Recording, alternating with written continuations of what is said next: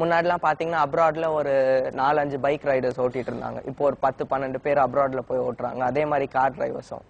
So இப்போ motor ஸ்போர்ட்டுக்குனே பாத்தீங்கன்னா இந்தியாவில் இப்போதான் கொஞ்சம் கொஞ்சமா ப்ரொமோட் பண்ண ஆரம்பிச்சிருக்காங்க.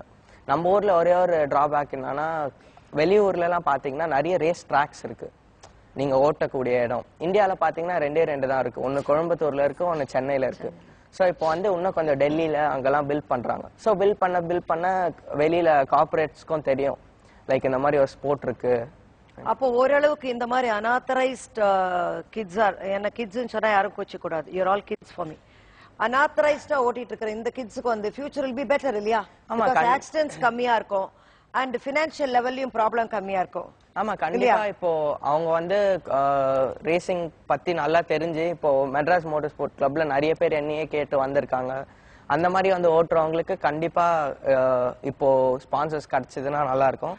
பிளஸ் ரோட்ல அவங்க ஓட்டுறது அவங்க மேலயும் தப்பு சொல்ல முடியாது. But it is not safe. ஏன்னா தனியா வெளியில போனா திட்டுவாங்கன்ற பயத்தினால அப்படியே சப்பக்கட்டு கட்டுறீங்களா? இல்ல நான் அப்படி சொல்லல. இப்ப அவங்க ரோட்ல நானும் ஒரு டீனேஜ் பையன் தான். சோ எனக்கும் ரோட்ல ஃபாஸ்டா ஓட்டணும் எல்லாம் இருக்கும். அது என்ன ஆட்டிடியூட்? ஒருவேளை அந்த வெறி ஓட்டணுங்கிற வெறிய ட்ராக்ல ஓடுறது பழகியாச்சுன்னா அப்ப அந்த ரோட்ல ஓட்டுற அந்த இது குறையுமோ? அதனாலதான் நான் இப்ப உட்காந்துட்டு இருக்கேன். லைக் இப்போ ட்ராக்ல நீங்க ட்ராக்ல ஓட்டுறதுனால என்ன அர்த்தம்? அவங்க எல்லாம் அங்க உட்கார்ந்து இருக்காங்கன்னு அர்த்தமா? இல்ல அப்படி சொல்லல. நான் போட்டு கொடுக்குறேன், அப்புறம் பாத்துக்கங்க எல்லாரும். அப்படி சொல்லலனா இப்ப அவங்களும் இல்ல. இப்ப மிஸ்டர் ஆனந்த் அவரும் இதுக்கு முன்னாடி உட்கார்ந்து பேசிட்டு இருந்தாரு. அவர் ட்ராக்ல தான் ஓட்டுறாரு. ஆனா கூட அவருக்கு அந்த ஒரு வெறி இருக்கு. என்ன what will be the basic reason? இப்ப நான் பாத்தீங்கன்னா நான் ரேஸ் ட்ராக்ல ஓட்டி நான் ஸ்பீட்ஸ் கிட்டத்தட்ட ஒரு 250-260 பாத்திருப்பேன் ரேஸ் ட்ராக்லயே. சோ அதனால எனக்கு ஸ்பீடுன்றது ஜஸ்ட் another thing. இப்ப அவங்களுக்குலாம் இன்னும் அவங்க அந்த லெவலுக்கு வரல. இல்லையே மிஸ்டர் ஆனந்த் ட்ராக்ல ஓட்டுறவர் தானே? ட்ராக்ல ஓட்டுறவர்னா அதுதான் சொல்றேன். அவர் ப்ரொஃபஷனலா ஓட்டுறாரா, ஒரு ட்ரைனிங் எடுத்து கரெக்டா ஸ்டெப் பை ஸ்டெப்பா ஓட்டுறது ஒரு இலக்கு இருக்கணும். ஒரு இலக்கு அதுதான். இப்போ இப்போதான் ரேசிங் அவேர்னஸ் கிரியேட் ஆகுது. முன்னாடிலாம் இப்போ ஃபார் எக்ஸாம்பிள் இங்க இருக்கிறவங்களே யாருன்னா போய் சொன்னாங்கன்னா அவங்க பேரண்ட்ஸ் கிட்ட நான் ரேஸ் ஓட்ட போறேன், அவங்க நினைச்சிட்டு இருக்கிறது என்னன்னா பெசன் நகர்ல இருந்து கிண்டிக்கு ஓட்டுறது, இல்லைன்னா ஈசிஆர் ரோட்ல ரேஸ் ஓட்டுறது. அவங்களுக்கு தெரிய வரணும் அதாவது ட்ராக்ல இந்த மாதிரி ப்ரொஃபஷனலா இருக்கு. இப்போ இவங்க எல்லாம் பாத்தீங்கன்னா இப்போ ரேஸ் ட்ராக்ல போய் இப்போ ரோட்ல போய் விழுந்து அடிபடுறதோட அவங்க ரேஸ் ட்ராக்ல அவங்களுக்கு அதே ஸ்பீட்லாம் காமிச்சாங்கன்னா அவங்களுக்கு லைக் நிறைய பப்ளிசிட்டியும் கிடைக்கும். பிளஸ் அவங்க அச்சீவ் பண்ணலாம். அந்த இதை அவங்க கரெக்டான ஆதங்கம், அந்த வெரி ரெகக்னிஷன்ங்கற ஒண்ணுத்துக்காக தானே எல்லாரும் அலையறோம் இல்லையா?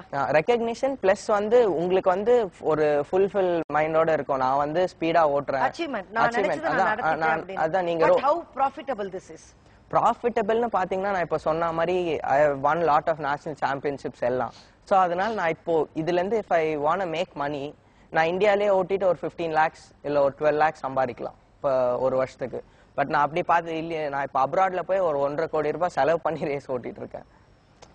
அதாவது தன்னுடைய பேஷனுக்காக செலவு பண்ணிட்டு இவர் ஓட்டிட்டு இருக்காரு. எத்தனை பேருக்கு அந்த மாதிரி பேஷனுக்காக செலவு பண்ண முடியும்?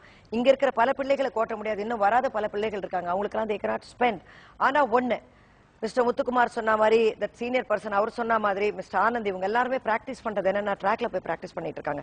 ப்ராப்பரா பிராக்டிஸ் பண்ணி அவர்களுடைய கனவுகளை நனவாக்குவதற்காக பெற்றோர்களையும் பயப்படுத்தாம அவங்களோட கனவுகளை நனவாக்குறதுக்காக தான் நாம பிறந்திருக்கோம்.